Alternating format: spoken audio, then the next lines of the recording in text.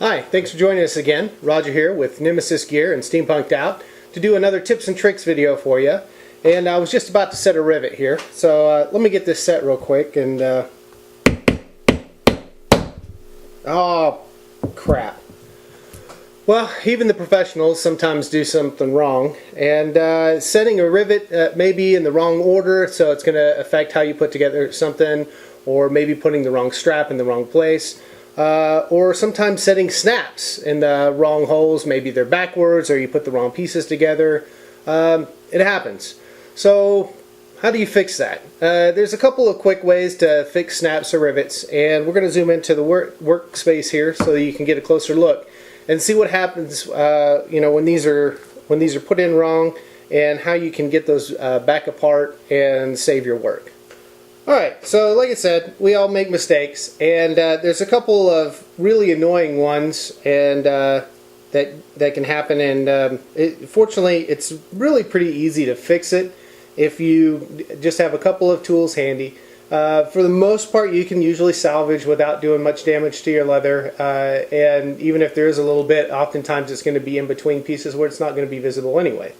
So first I want to start with some rivets here, and I've just set a couple of rivets. I've got a small rivet and a medium rivet. These are the double cap rivets that I covered in my earlier videos. And one of the first things that I do if I've got a rivet set in the wrong spot, and maybe I put it together in the wrong order, the first thing that I'll go to is a good pair of wire cutters or wire dikes, and these are really super invaluable for pulling rivets out. And the way that this is going to work is because these have such a steep angle here for the cutters, for the wires. What you can do is you can actually use those to leverage in between. If you can work in between your strap here, and you can actually get the cutters in between your two leather pieces, when you start to squeeze those together, then you're actually leveraging that cap back apart. And to a certain extent, sometimes you can even get the cap to pop off there. It's going to tear up your rivet, but you can salvage the leather and just remove the rivet and put a new one in. Sometimes the cap will pop off completely, and then sometimes it doesn't quite come off, but what it does is it does pull it apart enough that you can actually cut the rivet with the dikes. And you just, this one's not coming off, it's actually starting to separate on the rivet itself here. So if we just cut that, oh, it did pop off there. If we were to go ahead and cut this, we can actually cut that all the way off, and you'll be able to pull both pieces of this rivet out and still leave your rivet hole intact, so that you can still use these. The other thing that you can do sometimes, if you have a larger piece of leather or something, you can't quite get these under there for some reason, you can use a screwdriver. If you carefully go underneath, then you could get it started to work apart, just lightly twisting it back and forth like that. And a lot of times you can even hit it from multiple sides here. And once you get that rivet up and starting to pull away there, starting to separate the rivet, then a lot of times you can get in there, with your cutters and pop it right out. The things that you want to be careful with here is when you have a really tight connection. Sometimes when you put this in there, you want to be careful that you don't have leather in between these cutters, because you can get a tight enough connection in there that the cutter isn't between the leather. It'll actually grab a whole part of that leather and snip it off if you're not careful.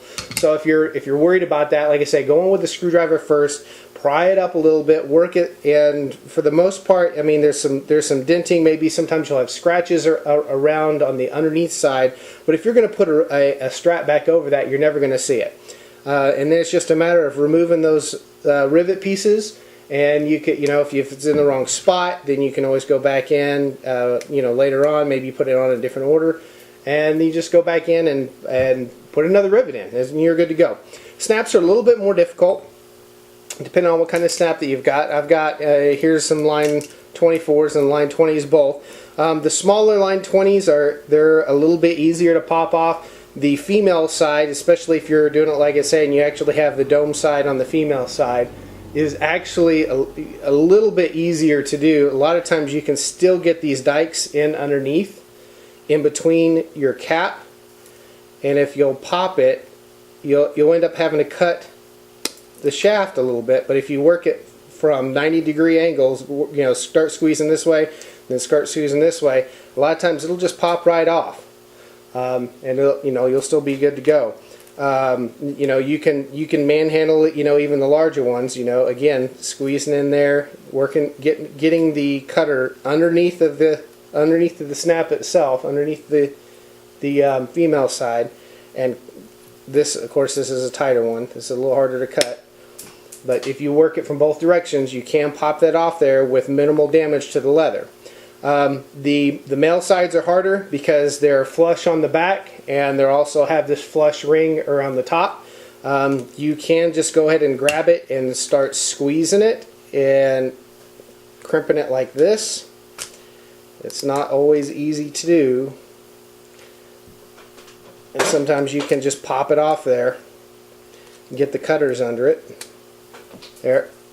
And then one thing you want to watch out for is if you flatten and egg shape this out completely, you don't want to just yank it out, because it'll actually, you can tear up that hole and make it not as good. So you want to come back in with your either a small pair of pliers or your cutters and kind of round that back, that post back out a little bit. And if you can do that, then it'll come back off. Sometimes you have to work it out, but you know, again, it's better than throwing the whole leather away. So if you can do it without causing a whole lot of damage to your leather, you're in good shape. You know, the line 20s, again, they're a little bit easier. They're not as thick of metal, so you can go ahead and get in there and pinch those out as well. Try to work it from both angles if you can. And then once you can get underneath of it, that's your best bet to get those apart. There is another way to do this without quite as much stress, and that happens to use a drill. So the way these are set up, you know, basically what we've done is we've taken the tube and we've rounded that inside over, and we braded it open on the inside. So what we have to do is drill out that brad, and so we're going to get a drill bit that's bigger than our post. That's our key. We want it to be bigger than our post. And we're going to put it in here. We're going to go straight down and work it kind of slow. And at some point, these are going to start spinning. So you're actually going to start spinning this bottom, and so it's going to be a little bit tougher. You're going to have to try to hold it.